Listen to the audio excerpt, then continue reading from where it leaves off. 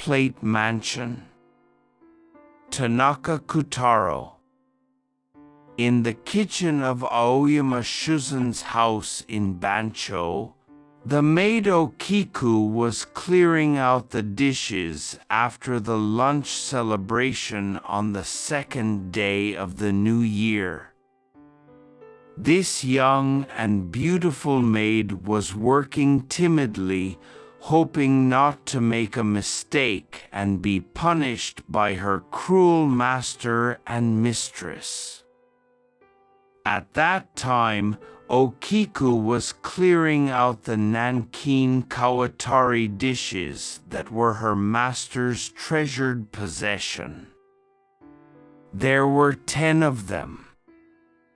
Okiku carefully wiped each dish and put them in a box nearby.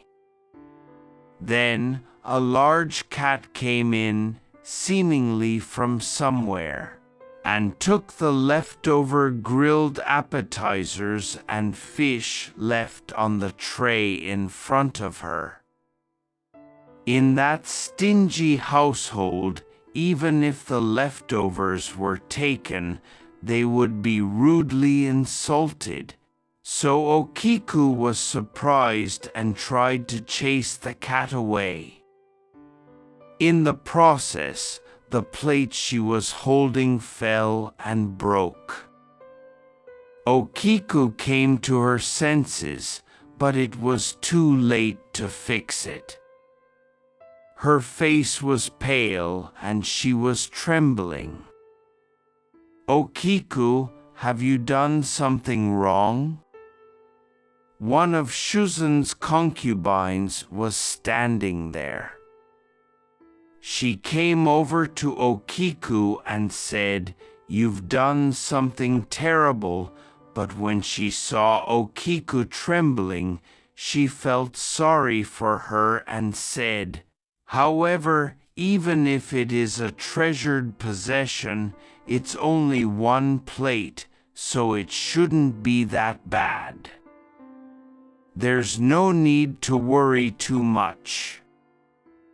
As she was saying this, the wife came out, but as soon as she saw the broken plate in front of Okiku, she grabbed her hair and kicked her. "You daring brave man, you have broken the Lord's treasured plate. Now tell me, why did you break it? Why did you break the plate?" The lady cursed and cursed Okiku and finally dragged her to Shuzun's room. Okiku's thick, shiny hair was broken and in pieces. Okiku's shoulders were rippling in pain. "Your lord, you have done something terrible. This daring man has broken the Lord's treasured plate." "What?" Shuzun's one hand was already on the sword rack.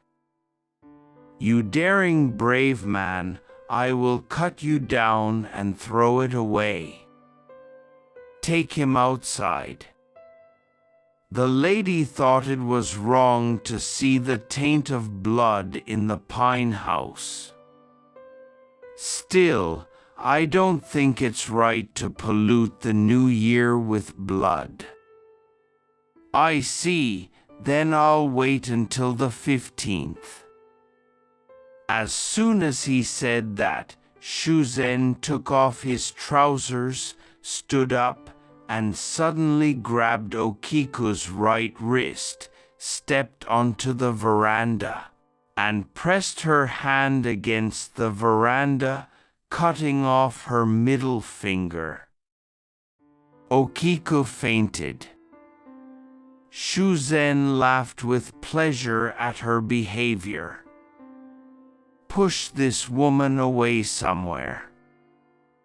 Okiku's body was lightly carried by one of the young samurai and carried to an empty room in the corner of the kitchen. The servants of his companions could only watch anxiously from afar and could do nothing, but as soon as Okiku was brought into the empty room, they all quietly went over to look after her. Everyone bound up her wounds, drew her water, and brought her food. It was all out of heartfelt sympathy for the poor woman, but Okiku neither drank water nor ate, and she became like a dead person lost in thought. A few days later, Okiku disappeared. Shuzen thought she had run away and became extremely angry, so he sent his subordinate police officers to search for her. Shuzen was working on an arson and theft investigation at the time. However, he could not find out where Okiku was. One of the householders found Okiku's sandals near an old well in the back and brought them to him. Shuzen was pleased that he had not killed anyone with his own hands, and reported to the authorities that Okiku had died of illness. The poor woman then disappeared from Shuzen's house and was never seen again, but in May of that year his wife gave birth to a boy, but he was missing his right middle finger. When his wife saw this, she remembered Okiku's finger and her blood rose. And from that night, a woman's voice could be heard on the ridge of the roof of the abuya where she gave birth. Also, near the old well, a voice could be heard counting things, 1, 2, 3, and when it reached 4, 5, 6, 7, 8, 9, the sound changed to crying. Blue will-o'-the-wisp fires also appeared from the old well.